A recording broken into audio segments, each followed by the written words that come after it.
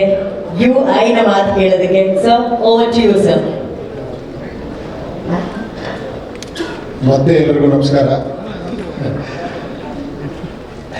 ಏನಂದರೆ ಒಂದೇ ಒಂದು ವಿಷಯ ಹೇಳಕ್ಕೆ ಬರ್ತೀನಿ. ಏನಂದರೆ ನನಗೆ ಈ ಡೈರೆಕ್ಷನ್ ಕೂಡಲೇ ತುಂಬ ತುಂಬ ಏನೇನೋ ಹೇಳ್ತಾರೆ.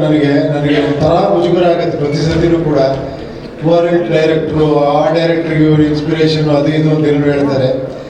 ನನಗೆ ಒಂದೇ ಅನಿಸಿತ್ತು ಅವಾಗ. ಏನು ಅನ್ನಿಸ್ತಂದರೆ, ನನ್ನ ಚಿತ್ರ ಜೀವನದಲ್ಲಿ ನಾನು ಸ್ಟಾರ್ಟ್ ಮಾಡಿದಾಗ ಫಸ್ಟ್ ಒಂದು ತರಲೆ ನನ್ನ ಮಗ, ಆಮೇಲೆ ವಿಶ್, ಆಮೇಲೆ ಓಂ. ಅದಾದ್ರ ಮೇಲೆ ಕತೆ ಹೊರಗಡೆ ಸಿಗ್ತಿರ್ಲಿಲ್ಲ, ಒಳಗಡೆ ಹುಡುಕಕ್ಕೆ ಶುರು ಮಾಡಿದೆ.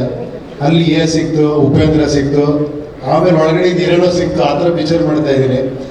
ಸೊ ಈ ಒಳಗಡೆ ಹುಡುಕಿದಾಗ ಏನಾಗುತ್ತೆ ಅಂದರೆ, ನಾನು ನನ್ನೊಳಗೆ ಮಾತ್ರ ಹುಡುಕೋಂತ ಇಲ್ಲ, ನಿಮ್ಮೊಳಗೆ ನೀವು ಹುಡುಕೋತಿರೋದು, ನಿಮ್ಮೊಳಗೆ ನೀವು ಹುಡುಕೋತಿರೋದು ನಾನು ಹುಡುಕ್ತಾ ಇರ್ತೀನಿ. ಸೊ ಅದಕ್ಕೆ ಎಲ್ಲ ಕನೆಕ್ಟ್ ಆಗ್ಬಿಡುತ್ತೆ ಅಷ್ಟೇ. ನೀವು ಪಿಕ್ಚರ್ ನೋಡಿದಾಗ ಕರೆಕ್ಟ್ ಅಲ್ವಾ, ಇದು ನಾನೇ ಅಲ್ವಾ ಅಂತ. ಅಲ್ಲಿ ನಾನಿರಲ್ಲ, ಆ್ಯಕ್ಚುಲಿ ನೀವಿರ್ತೀರ. ಅದಕ್ಕೆ ನಿಮ್ಗೆ ತುಂಬ ಇಷ್ಟ ಆಗೋದು ಯಾಕೆ ಅಂದರೆ, ನೀವು ಯಾಕೆ ಹುಳ ಬಿಟ್ಕೊಂತೀರ ಅಂದರೆ, ಫಾರ್ ಎಕ್ಸಾಂಪಲ್ ಸಿಂಪಲ್ ಹೇಳ್ತೀನಿ, UI ಅಂದರೆ ಒಂದು ಹೆಸರು ಇಡ್ಬೋದು. ನನಗೇನಂದರೆ, ನಾನು ಹೆಸರಿಟ್ಬಿಟ್ರೆ ಅಷ್ಟೇ ಮುಗಿದೋಯ್ತು ಇಷ್ಟೇ ಅಂತ ಹೇಳ್ತೀರಾ. ಬಟ್ ಒಂದು ಸ್ಪೇಸ್ ಕೊಟ್ಟರೆ ನಿಮಗೆ ನೂರಾರು ಹೆಸರುಗಳು ಬರುತ್ತೆ ಅಲ್ಲಿ. ಒಬ್ರು UI ಅಂತಾರೆ, ಒಬ್ರು ಉಪೇಂದ್ರ ಇಂಟೆಲಿಜೆನ್ಸ್ ಅಂತಾರೆ, ಒಬ್ರು ಯೂನಿವರ್ಸಲ್ ಇಂಟೆಲಿಜೆನ್ಸ್ ಅಂತಾರೆ, ಒಬ್ರು ಐ ಲವ್ ಯು ಅಂತ ಒಬ್ರು ಹೇಳಿದ್ರು.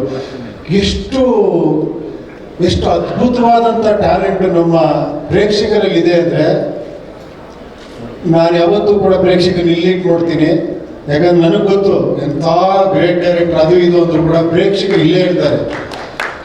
ನೀವು ಏನೇ ಮಾಡಿ ಒಂದು ಶೋ ಹೇಳ್ತಾರೆ ಅವರೇ, ಇಷ್ಟೇ ನನಗೆ ಯೋಗ್ಯತೆ ಅಂತ. ಅದು ಗ್ರೇಟ್ನೆಸ್ ನಿಮ್ಗಳದ್ದು, ಪ್ರೇಕ್ಷಕರದ್ದು. ಸೊ ನನಗೆ ಯಾವಾಗ ಹೋಗೋದಾಗ ಒಂಥರ ಮುಜುಗರ ಆಗುತ್ತೆ. ಗೊತ್ತಿಲ್ಲ ನನಗೆ ಹೆಂಗೆ ತೊಗೋಬೇಕು ಅಂತ. ಅವಾಗ ಏನು ಅನ್ಕೊಂತಿರೋದು, ನೀವು ಹೊಗಳ್ತಿರೋದು ನಿಮ್ಮನ್ನು ನೀವು ಹೊಗಳ್ಕೊಂತೀರ ಅನ್ಕೊಂಡು ಸುಮ್ಮನೆ ಆಗ್ಬಿಡ್ತೀನಿ ಅವಾಗ. Thank you sir. ತಾವು ಬಂದಿರೋದು ತುಂಬ ಸಂತೋಷ ಆಯ್ತು. ತಾವು ತುಂಬ ಬ್ಯುಸಿ ಇದ್ದೀರಾ, ಮಗನ ಫಿಲಮ್ ಡೈರೆಕ್ಷನ್ ಮಾಡ್ತಾ ಇದ್ದೀರಾ, ಅಷ್ಟು ಬ್ಯುಸಿ ಇದ್ರು ಬಂದಿದ್ದೀರಾ. Thank you very much. ಅದು ಏನಂದ್ರೆ, ನೀವು ಏನು ಮಾತಾಡ್ತೀನೋ ಅಂತ ಗೊತ್ತಾಗಲ್ಲ, ಏನು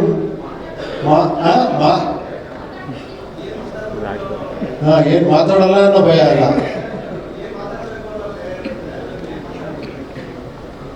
ಬಾ ಬಾ ಬಾ ಬಾ ಇದು ಈ ಫೋಬಿಯಾ ಇದ್ರೆ ಒಳ್ಳೇದು.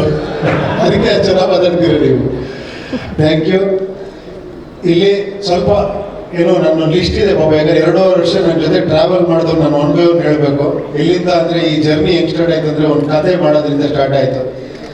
ಸುಮಾರು ಎಷ್ಟೋ ವರ್ಷದಿಂದ ಈ ಒಂದು ಡಿಸ್ಕಸ್ ಮಾಡ್ತಿದ್ದೀವಿ ಒಂದು ಟಾಪಿಕ್ನ. ಅದರಲ್ಲಿ ಮುಖ್ಯವಾಗಿ ನನ್ನ ಜೊತೆ ಶ್ರೀರಾಮ್, ನರೇಶ್, ಡೈರೆಕ್ಟರ್ ಶಶಾಂಕ್, ಮಂಜು ಮಾಂಡವ್ಯ, ವಿವೇಕ್, ವೇದಿಕಾ, ಆಮೇಲೆ ನನ್ನ ಫ್ಯಾಮಿಲಿ, ನಾನು ಎಲ್ಲ ಹತ್ರ ಡಿಸ್ಕಸ್ ಮಾಡ್ತೀನಿ. ಒಂದು ಕತೆ ಅಂತ ಬಂದಾಗ ಎಲ್ಲರೂ ಅನ್ಕೊಂಡು ನಾನು ಭಾಳ ಗೌಪ್ಯ ಮಾಡ್ತೀನಿ, ಯಾರಿಗೆ ಹೇಳಲ್ಲ ಅಂತ. ನಾನು ಎಷ್ಟು ಕತೆ ಎಷ್ಟು ಜನಕ್ಕೆ ಹೇಳ್ತೀನಿ ಅಂದರೆ, ಒಂದು 3 ತಿಂಗಳು ಬಿಟ್ಬಿಟ್ಟು ಅವ್ನು ಯಾರು ಸಿಕ್ಕಿದಾಗ ಕತೆ ಹೇಳಕ್ಕೆ ಹೋದ್ರೆ, ನನಗೆ ಆಲ್ರೆಡಿ ಹೇಳಿದ್ದೆ ಬರ್ತೀನಿ. ಆ ಥರ ತುಂಬ ಸತಿ ಆಗಿದೆ ನನಗೆ. ನಾನು ಅಷ್ಟು ಎಲ್ಲರ ಹತ್ರ ಡಿಸ್ಕಸ್ ಮಾಡ್ತೀನಿ. ಇದೇ ಥರ ನನ್ನ ಫ್ಯಾಮಿಲಿಯಲ್ಲಿ ಪ್ರಿಯಾಂಕಾ ಜೊತೆ, ನನ್ನ ಮಕ್ಕಳ ಜೊತೆ, ನನ್ನ ಜೊತೆಲಿರೋರ ಜೊತೆ, ಆಮೇಲೆ ನನ್ನ ಬ್ರದರ್ ಸುಧೀಂದ್ರ, ವೀಣಾ, ಅವ್ರ ಮಕ್ಕಳ ಜೊತೆ ನನ್ನ ಫ್ರೆಂಡ್ಸ್ಗಳಿದ್ದಾರೆ. ಅರುಣ್, ಲೋಕಿ, ವಿನಯ್ ಅಂತ, ಹನುಮಂತ, ತುಂಬ ಜನ ಇದ್ದಾರೆ ನನ್ನ ಫ್ರೆಂಡ್ಸ್ಗಳು. ಅವ್ರ ಫ್ಯಾಮಿಲಿ ಜೊತೆ, ಅವ್ರ ಮಕ್ಕಳ ಜೊತೆ ಎಲ್ಲ ಮಾತಾಡ್ತೀನಿ ಸಬ್ಜೆಕ್ಟ್ ಬಗ್ಗೆ.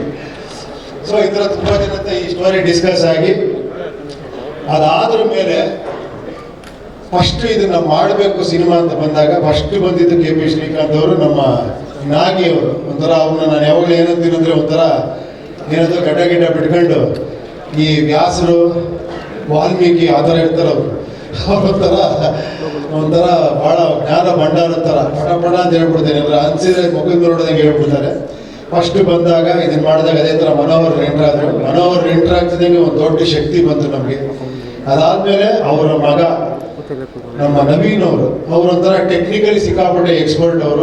ನಮಗೆ ಸಜೆಸ್ಟ್ ಮಾಡೋಕ್ಕೆ ಶುರು ಮಾಡಿದ್ದೀನಿ, ಹಿಂಗೆ ಮಾಡ್ಬೋದು, ಹಂಗೆ ಮಾಡ್ಬೋದು ಅಂತ. ಅಲ್ಲಿಂದ ಇದು ಬೇರೆ ಥರ ರೂಪುಗೊಳ್ತು.